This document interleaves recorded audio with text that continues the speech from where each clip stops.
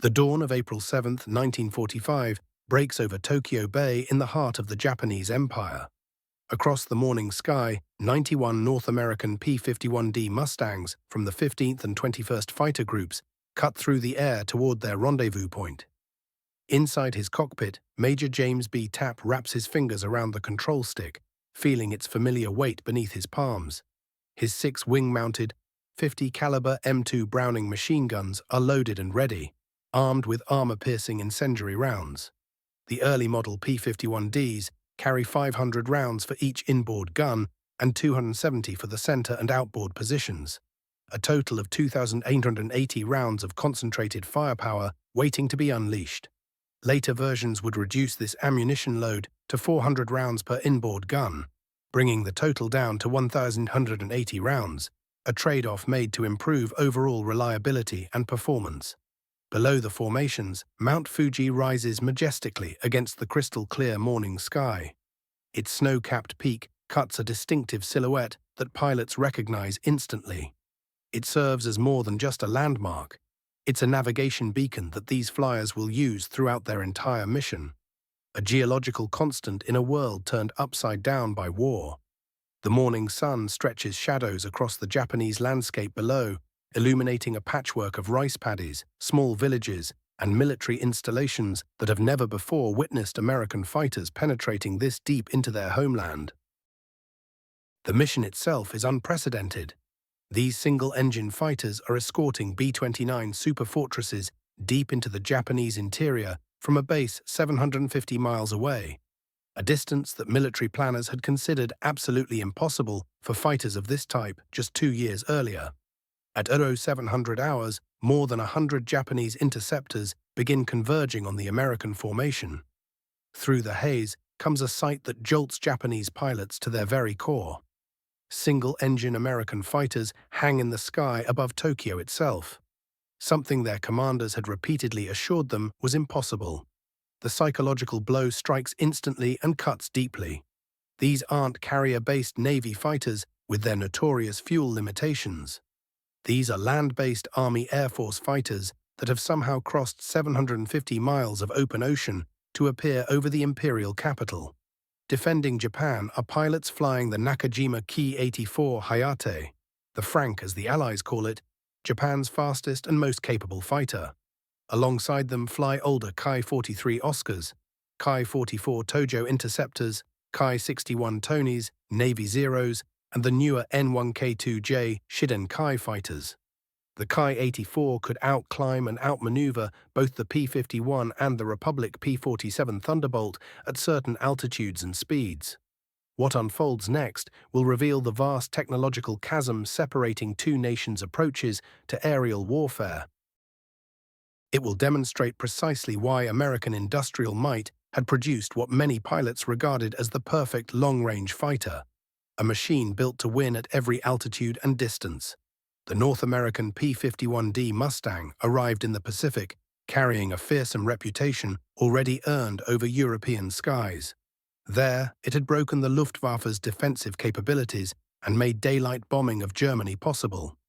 Originally designed for export to Britain, the Mustang was transformed when British engineers fitted it with Rolls-Royce Merlin engines. This modification turned an adequate fighter into America's most formidable wartime aerial weapon. The shift from the Allison-powered early versions to the Merlin-powered versions represented one of aviation's greatest success stories, a perfect fusion of American aerodynamic genius and British engine technology. This partnership between the legendary Merlin engine and the P-51 airframe eventually produced the P-51D. The result gave the U.S. Army Air Forces a high-performance, high-altitude, long-range fighter that could shepherd heavy bomber formations all the way to Berlin and back. Now, incredibly, it could do the same thing from Iwo Jima to Tokyo and back.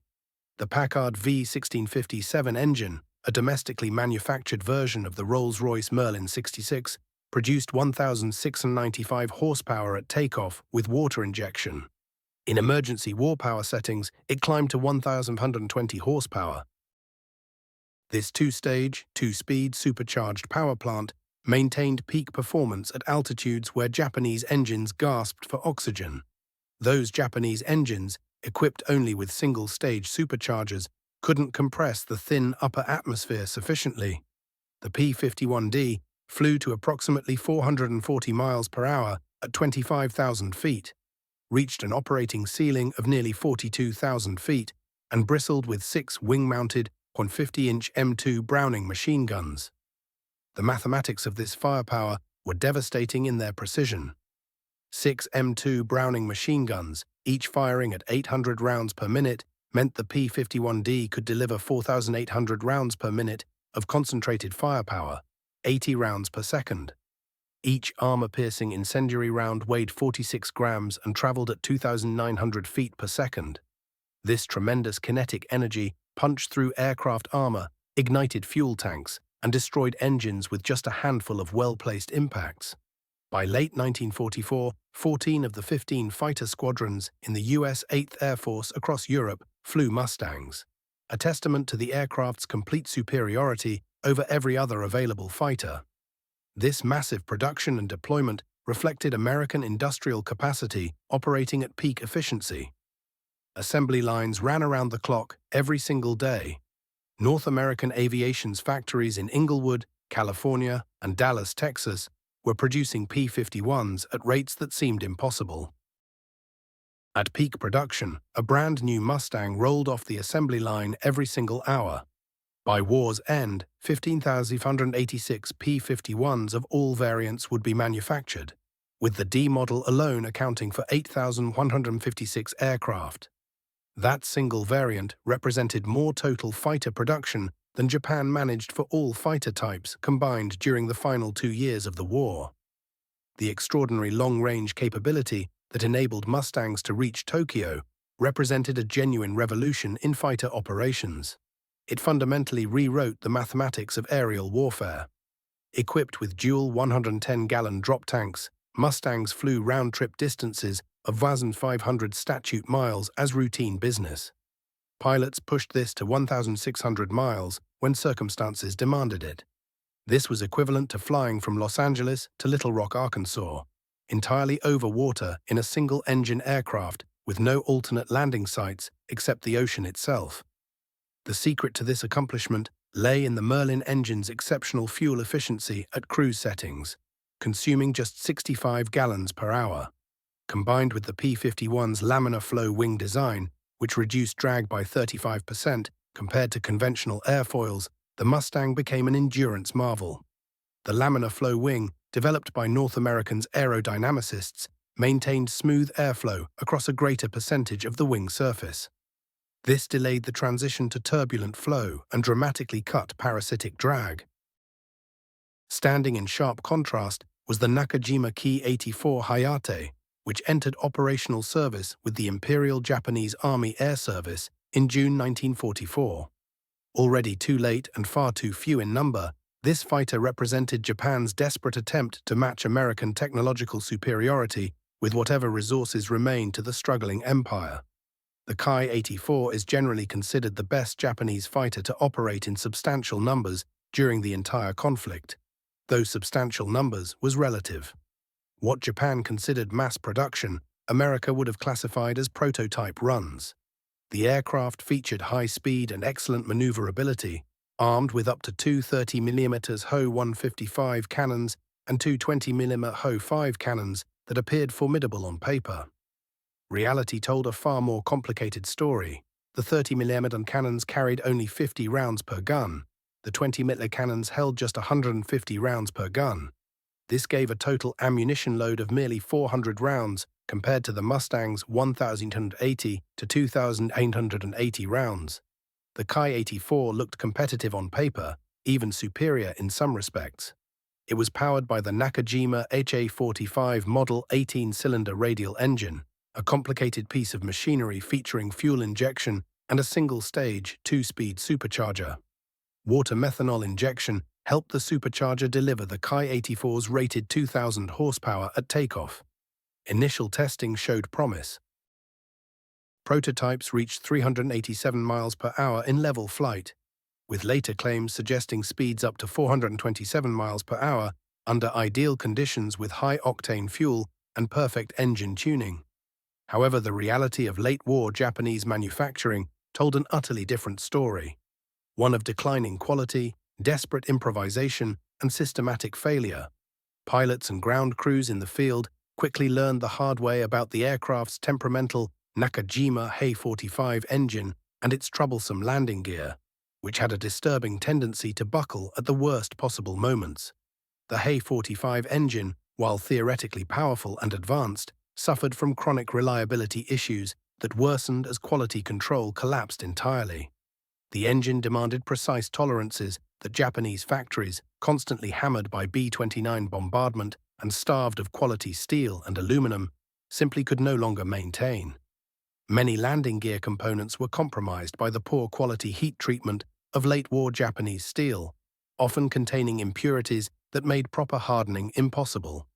As a result, numerous Ki-84s suffered landing gear collapses during touchdowns, destroying aircraft Japan could not afford to lose and killing pilots that had required months of training to develop. The disparity in production quality reflected the broader industrial catastrophe engulfing Japan, a nation that had wagered everything on a quick war and then lost. While American factories maintained consistent quality standards despite producing staggering volumes, continuously improving processes as techniques were refined, Japanese manufacturing deteriorated at an alarming rate. Progressive deterioration in quality control meant pilots never knew how individual aircraft would behave. Would the brakes function properly? Would the engine survive at high power settings? Could they even climb high enough to intercept B-29 superfortresses cruising at 30,000 feet?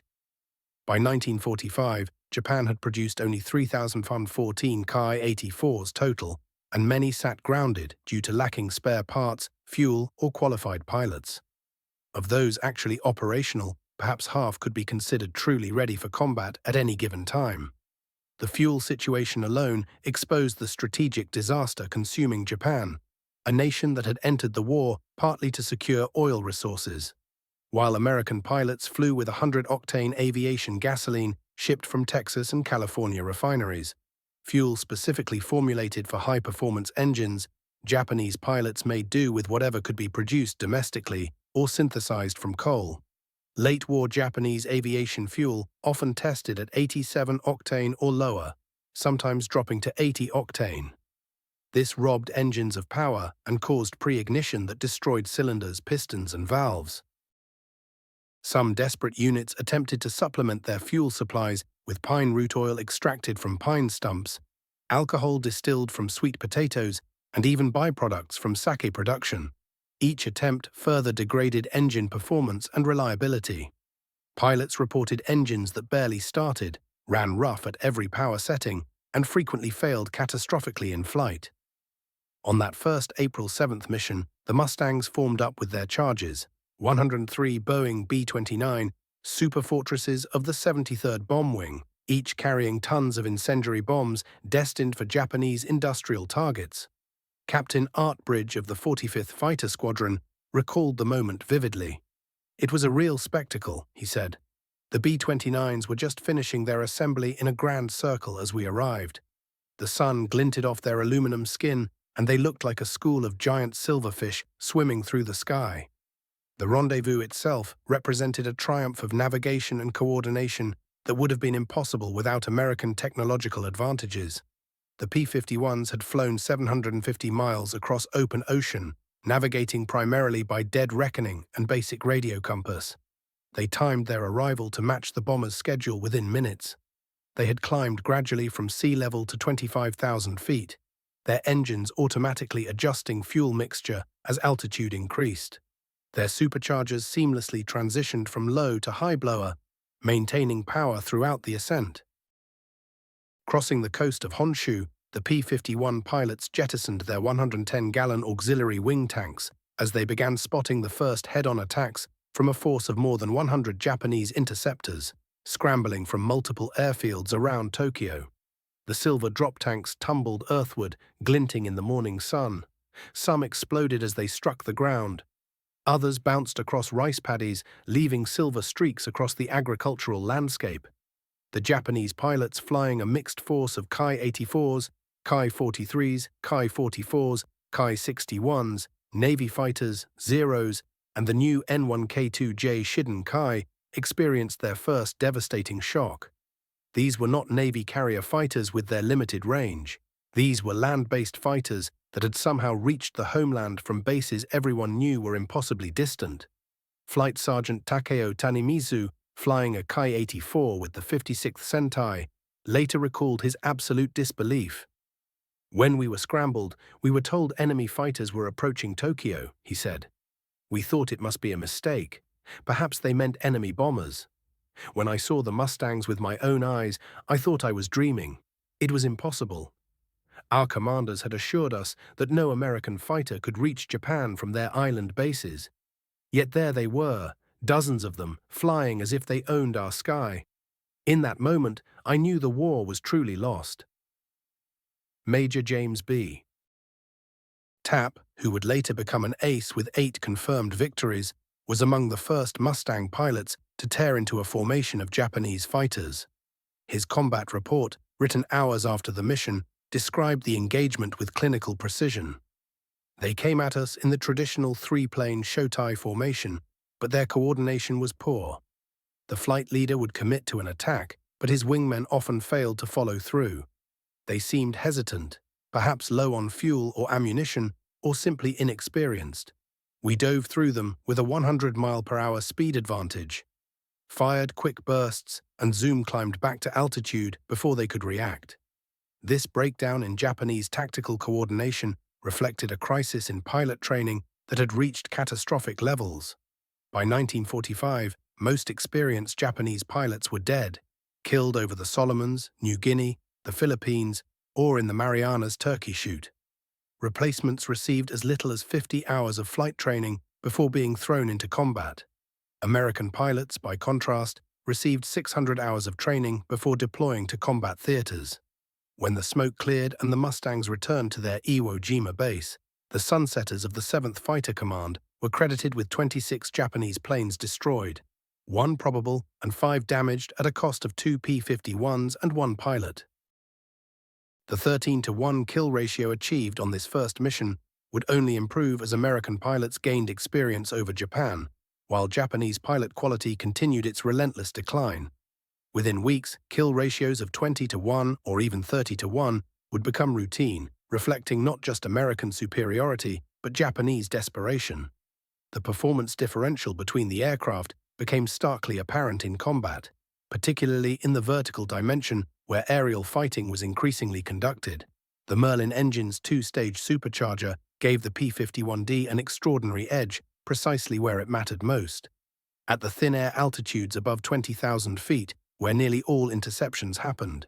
That first stage would compress the sparse air, cool it through an intercooler, then send it to the second stage for even more compression, ultimately feeding the cylinders with dense, oxygen-rich air. The Ki-84, by contrast, relied on a single-stage supercharger with no intercooler, which meant power dropped off sharply as the aircraft climbed higher. The Japanese plane's speed advantage and climb rate deteriorated dramatically at exactly the altitudes where combat occurred. At 30,000 feet, the Ki-84 could barely push 350 miles per hour, while the P-51D still managed 420. Lieutenant Jerry Yellen, a pilot with the 78th Fighter Squadron who would fly his final combat mission on August 15, 1945, gave a first-hand account of what these matchups actually looked like in the sky. "We'd spot them coming up to intercept, dark exhaust trails streaking behind them as they pushed their throttles to the limit, but once they reached 25,000 feet, they were floundering. Their engines would start smoking, probably running too rich because their superchargers simply couldn't supply enough oxygen. We'd roll through their formation with our 50s hammering, tracers streaming like laser beams, and they just couldn't keep pace with our dive or match our zoom climbs after. Our Merlins would scream as we climbed, the G-forces crushing us down into our seats, while their radials coughed and wheezed, barely holding their power. The P-51D could dive at nearly 500 miles per hour while keeping full control authority. Its laminar flow wings stayed effective even at transonic speeds, whereas Japanese fighters often lost control authority or broke apart structurally when diving above 400 miles per hour. Their control surfaces would go dead, or their wings would just tear off. Beyond pure aircraft capability, the difference in pilot quality was staggering and only got worse as time went on. American pilots arriving at Iwo Jima typically brought 400 to 600 hours of flying time already under their belts, including more than 100 hours in type, extensive gunnery practice, and combat training against experienced instructors who flew either captured enemy aircraft or highly accurate simulations. These pilots had practiced formation flying until it became pure instinct, learned instrument navigation in every weather condition imaginable, practiced deflection, shooting at targets towed behind other planes, and absorbed combat tactics refined from 3 full years of air war experience. By contrast, Japanese pilots in 1945 often had fewer than 100 total flying hours, sometimes as few as 30, with almost no gunnery training because ammunition was rationed so severely, no real instrument training to speak of, and tactics taught from textbooks rather than by experienced instructors, most of whom were either dead or still in combat themselves. Navigation alone separated those who would live from those headed toward death. Flying single-engine fighters on 1,500-mile round-trip missions across open ocean with almost no navigation aids demanded an experience-born confidence and faith in both the aircraft and the support systems behind it. American pilots flew with comprehensive weather briefings compiled from submarine weather reports and photo reconnaissance, maps updated constantly from aerial photos, and instruments built to exacting standards. Rescue submarines waited along their route. Lifeguard submarines had already saved dozens of downed pilots. If forced down, PBY Catalina flying boats could pluck them from the water. Japanese pilots increasingly flew without current maps, often with outdated versions that didn't reflect recent bomb damage. Their compasses were unreliable, never properly calibrated. There was no rescue if they went down over water. Their life rafts, when they had them, leaked. Their emergency rations had usually been eaten during the food shortages back on the ground. Navigation worked in America's favor due to pure geography. The magnetic variation between Iwo Jima and Tokyo in 1945 was 3 degrees west. Tokyo lay between the 139th and 140th meridians, while Iwo Jima sat between the 141st and 142nd. This meant pilots flying home could simply follow basic compass headings, a geographic accident that saved American lives. When weather turned ugly or combat maneuvers sent compasses spinning, a pilot could head south-southeast and, provided fuel held, would eventually see Mount Suribachi rising from the waves. But the real difference went deeper than navigation. The logistics supporting each side told the true story: American abundance against Japanese desperation. A single day's operations from Iwo Jima involved roughly 100 Mustangs, burning through 57,000 gallons of high-octane fuel and carrying 230,000 rounds of 50 caliber ammunition, plus ordnance for ground attack missions. That was just one day from one base, and 3 fighter groups operated from Iwo alone. Behind this stood an entire industrial apparatus: factories in Detroit, refineries in Texas, ammunition plants in Missouri, connected by Liberty ships built at 3 per day, and C-54 Skymaster cargo transports flying regular routes across the Pacific. Ships arrived daily, unloading fuel, ammunition, replacement parts, food, mail, and hundreds of other items needed to keep an air force running. Japan's logistics had disintegrated into chaos and desperation. Aviation fuel had become so scarce that training flights were cancelled, leaving new pilots to meet combat with almost no recent flight hours. Ammunition was rationed even for combat operations, pilots told to save rounds for only the surest shots. The Navy and Army Air Forces, never well coordinated even in better times, now fought each other for scraps of dwindling resources like starving animals.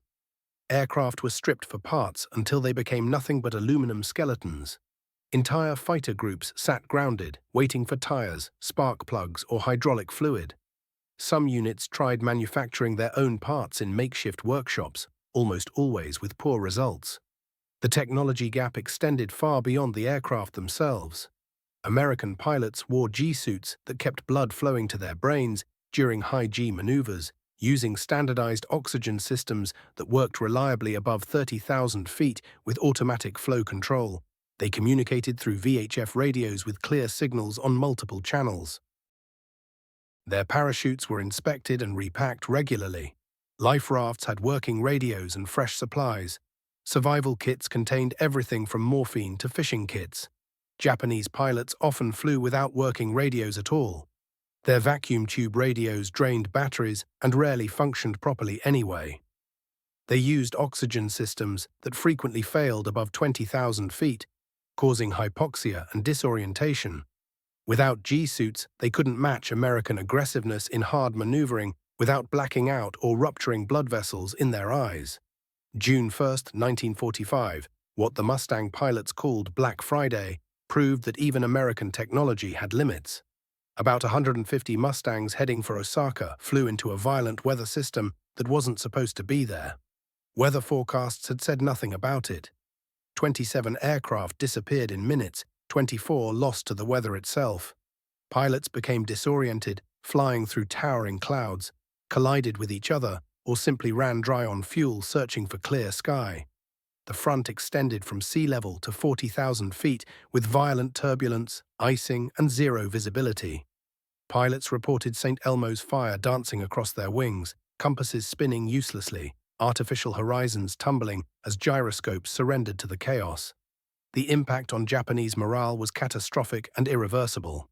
Captain Yoshio Yoshida, a leading Ki-84 pilot with the 47th Sentai who survived the war, wrote in his diary, "The appearance of Mustangs over Tokyo has completely destroyed our confidence. We were told the B-29s were defenseless without fighter escort, that long-range fighters could never reach this far. Yet here are Mustangs circling over the palace itself, shooting up our airfields in broad daylight, hunting down our best pilots as if they were beginners. How can we protect the Emperor when enemy fighters own the sky over the homeland itself? Those Mustangs with their invasion stripes, so confident, so numerous everywhere. They tell us what our leaders refuse to admit. The war is finished. We are simply waiting to die. VLR missions tested your flying skills," Major Tapp explained in a post-war interview. "Fighting Japanese fighters could get your blood pumping, but getting from point A to point B, that was the real challenge.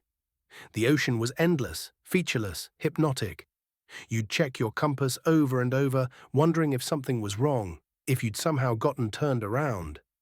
The physical and mental strain built up and never quit. 8 hours or more strapped into a cockpit, unable to stand, unable to stretch properly, unable to do much of anything, except occasionally use the relief tube that would freeze solid at altitude. Legs would cramp until they felt like needles stabbing into muscle. Your backside would go numb until you wondered if you'd ever walk normally again. The constant worry of flying a single-engine aircraft over endless empty ocean. One mechanical failure meant almost certain death. The Mustang's cockpit design, refined by 3 years of combat and thousands of pilot reports, outclassed Japanese designs in every measurable way. The P-51D had a bubble canopy providing 360-degree visibility. A pilot could actually turn his head and see behind him, a life-saving advantage in a fight. The seat adjusted for different pilot sizes. The rudder pedals moved to fit different leg lengths. Controls positioned themselves for minimum fatigue on extended missions. The instrument panel was laid out logically with the essential gauges, airspeed, altitude, engine instruments, right where the pilot's eyes naturally looked. The Ki-84's cockpit, despite being an improvement over the Zero, still suffered.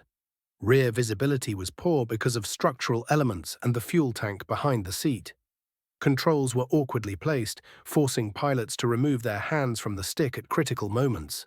Instruments were hard to read in combat, especially when pulling hard Gs or when engine vibration blurred everything. Armament differences often decided who walked away and who didn't in the split-second encounters that made up air combat. The P-51D's 650 caliber machine guns lacked the apparent punch of the Ki-84's mixed cannon armament, yet offered practical advantages that combat had proven decisive. The American guns were extraordinarily dependable, with stoppage rates under 1% when maintained. which they always were, thanks to dedicated specialists. They carried far more ammunition, 1,280 to 2,080 rounds total, versus the Ki-84's combined 400 for all weapons. American pilots could take ranging shots, engage multiple targets, and never worry about running dry in the middle of a fight. The ballistics of the 50 caliber round were so well understood that American pilots could reliably hit targets at 400 yards. Japanese pilots struggled with their mixed armament, different convergence zones and trajectories for cannon versus machine gun rounds, making accurate shooting nearly impossible beyond close range. The gunnery training gap was even more pronounced. American pilots had fired thousands of rounds in training, learning to lead targets, estimate range, fire in controlled bursts. They practiced on towed sleeves, with camera guns, in mock dogfights until deflection shooting became instinctive. Japanese pilots in 1945 were lucky to fire 100 training rounds, if that. Ammunition was too precious to waste on training when combat needed it. Many went into their first real fight having never fired their weapons at all, trying to learn deflection shooting while someone tried to kill them. The last significant aerial combat near Tokyo occurred on August 10, 1945, when the 15th and 506th Fighter Groups claimed 7 kills in what would stand as one of the final air battles of World War II. Japanese resistance by then had become almost ceremonial, a shadow of forces that once swept across the Pacific. Fuel shortages left most Japanese fighters grounded, their tanks empty because all available fuel went to kamikaze aircraft. The few that did fly were often piloted by teenagers with minimal training, high school students just months before. In total, Iwo's Mustangs claimed 206 Japanese aircraft shot down between April and August 1945, 75% of all Pacific P-51 aerial victories. The real number was probably higher. Many Japanese aircraft shot down over the home islands were never confirmed, their wreckage lost in forests or cities. The strategic impact reached far beyond aerial victories.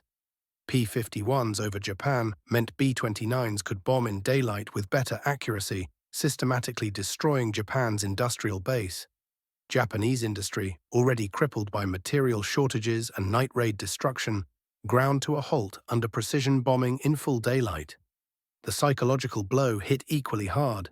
Japanese civilians watched American fighters strafe airfields in broad daylight, shoot up trains, attack shipping in Tokyo Bay, making undeniably clear that Japan no longer controlled its own skies. The myth of divine protection shattered when American fighters flew over the Imperial Palace itself. Lieutenant Colonel John Armitage of the 457th Fighter Squadron flew several photo reconnaissance missions over Japan in specially modified P-51Ds with cameras replacing guns. His reports documented the full extent of Japanese aviation collapse. We'd fly over airfields that intelligence said held hundreds of aircraft. We'd find maybe a dozen that could actually fly. The rest were wrecks. No engines, no propellers, some just shells picked apart for parts. They'd move wreckage around trying to make it look like they had more operational planes for our photo interpreters, but we could always tell a real aircraft from a hulk. Some fields had fake wooden planes, complete with painted markings, hoping to draw our attacks away from actual planes hidden in revetments or under netting. The numbers told a brutal story, one that couldn't be argued with or explained away. During the war, American factories produced 15,186 Mustang P-51s in all their variants. That single figure exceeded Japan's total aircraft output across every type they built in 1944 and 1945 put together. Japan managed to get roughly 3,500 Ki-84s out of their factories, but the reality was far harsher than that number suggested. Many never flew in combat. B-29 raids destroyed them sitting on the ground. Carrier strikes annihilated entire squadrons before they got airborne. Training accidents claimed others, the result of corners cut on quality control. Still more sat useless, waiting for parts that never arrived. Meanwhile, American production lines were ramping up exactly as Japanese production was collapsing.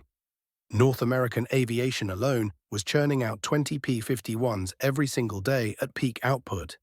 Japan produced fewer Ki-84s in an entire month. The quality gap was just as devastating as the quantity gap. Every P-51 that rolled off an American assembly line was essentially the same, with parts that could swap between aircraft without modification. Japanese fighters varied wildly. Two Ki-84s made in the same factory in the same week could perform completely differently.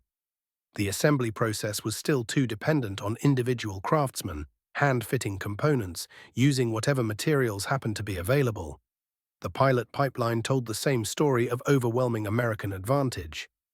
By 1945, America was training 30,000 pilots every year.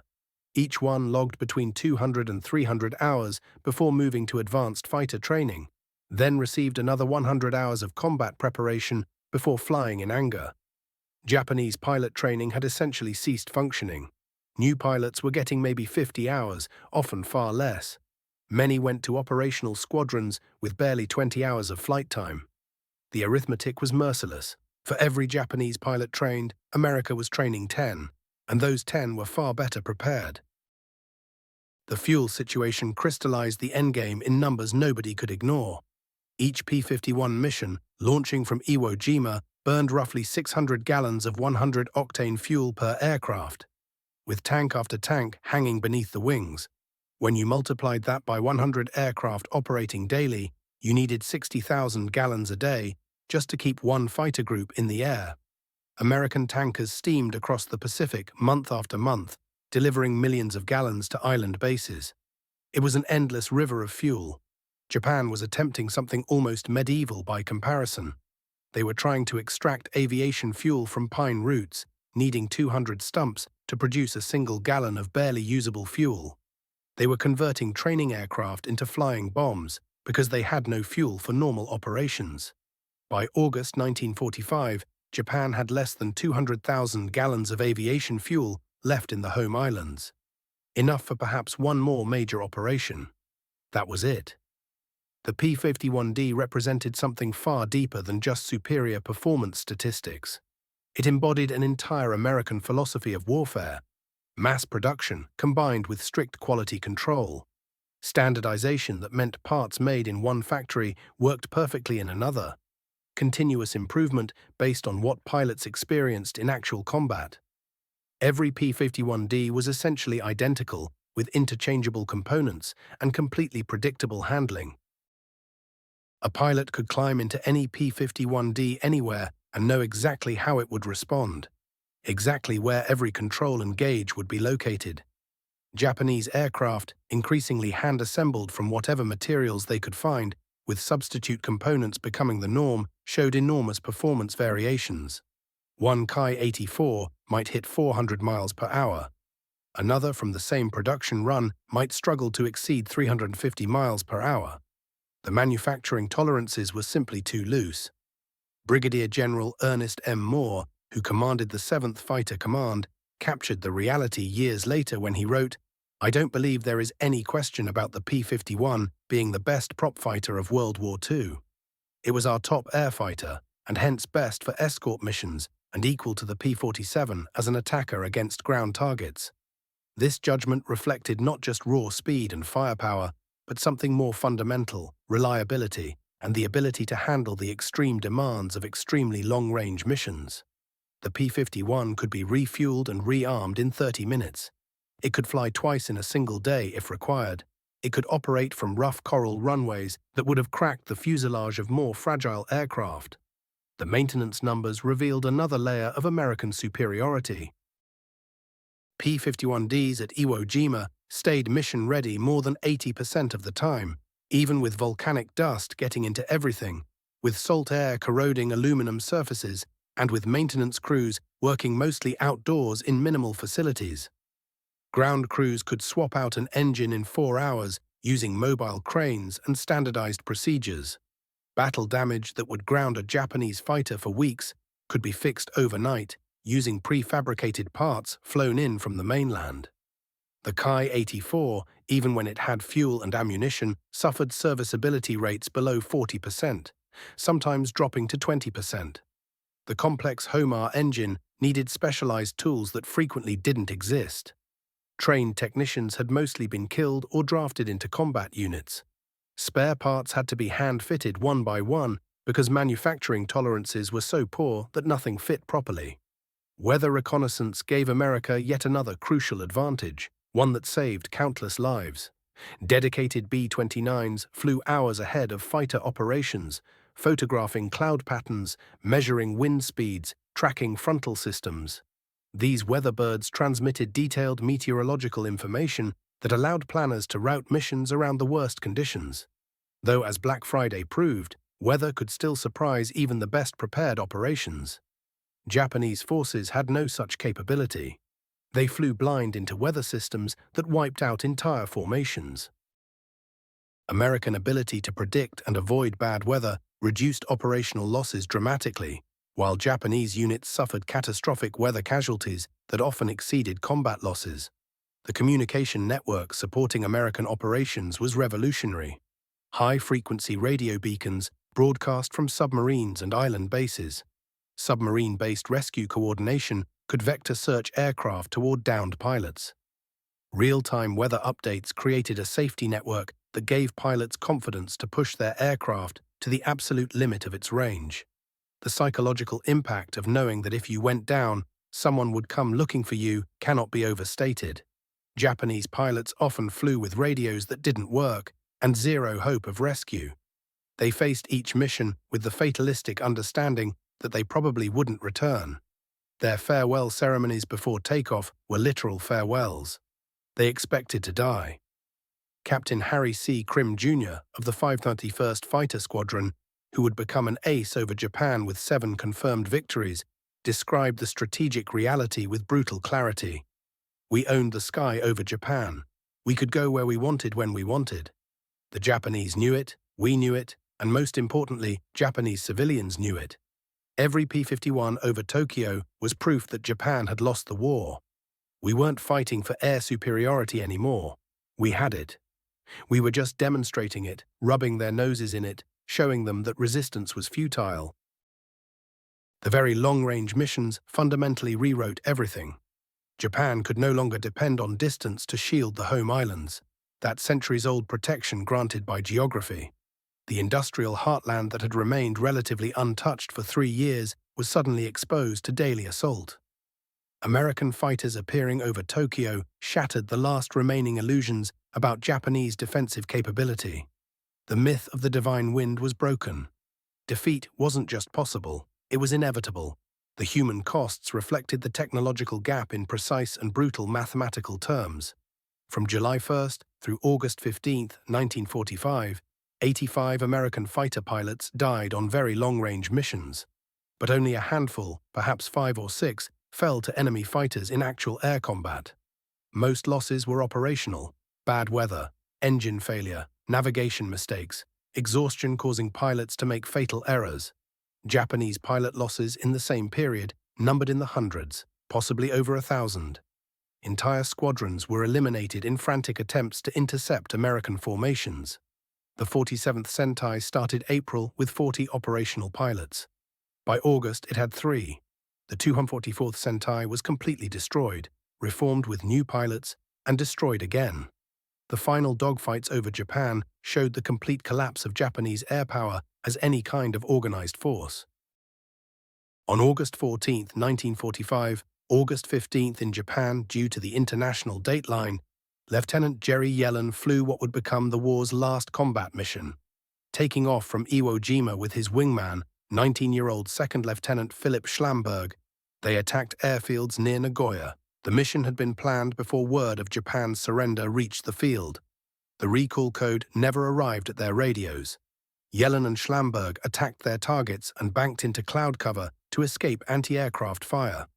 When Yellen emerged from the clouds, Schlamberg was gone, shot down by ground fire to become the last American combat casualty of World War II. Even with the war ending, with the Emperor having already recorded his surrender broadcast, Japanese anti-aircraft positions kept firing with desperate determination. But Japanese fighters were conspicuously absent. They had essentially vanished as an effective force, grounded by fuel shortages, pilot losses, or simply destroyed. The mathematics of the air war were final and absolute. The P-51D Mustang, with its 440-mile-per-hour top speed, Its 2,000-mile range with drop tanks and 6 reliable machine guns carrying nearly 2,000 rounds had made the Japanese home islands defenseless against daylight air attack. The Ki-84 Hayate, despite its performance potential and the courage of its pilots, never possessed the numbers, reliability, or pilot quality to mount an effective defense. This wasn't a contest between equals. It was predetermined, decided by factories in Detroit and oil fields in Texas, as much as by combat over Tokyo.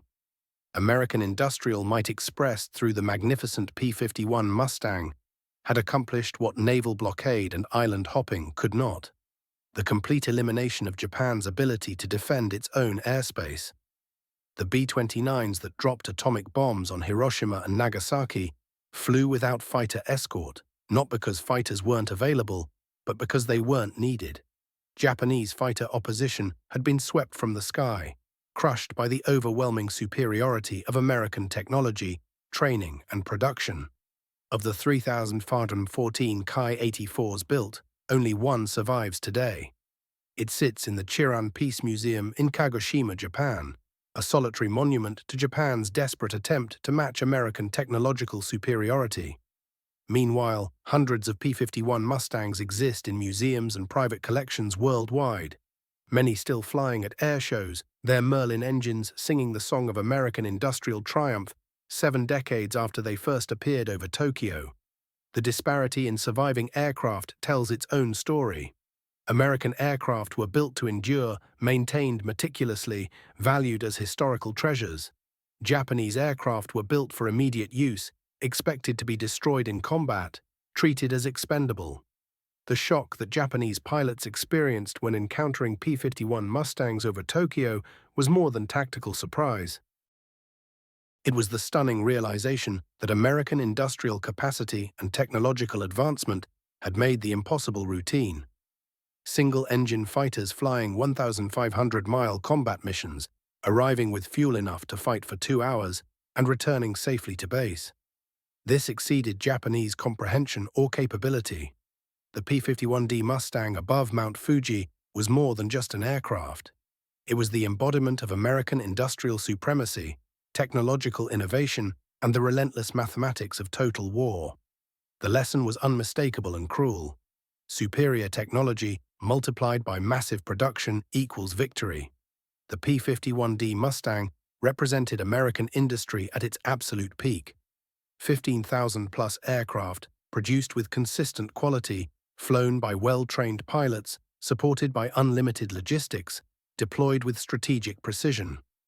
Against this, Japan's Ki-84 Hayate, despite the individual courage and occasional tactical successes of its pilots, simply had no answer. The shock of American fighters over Tokyo was ultimately the shock of mathematical reality, a reality that concluded with atomic bombs over Hiroshima and Nagasaki, delivered by B-29s that no longer required fighter escort because Japanese air power had ceased to exist. The Mustangs had completed their mission with ruthless precision.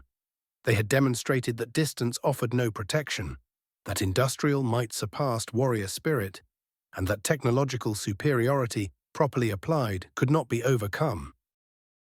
The Japanese pilots who confronted them in those final months learned modern warfare's hardest lesson.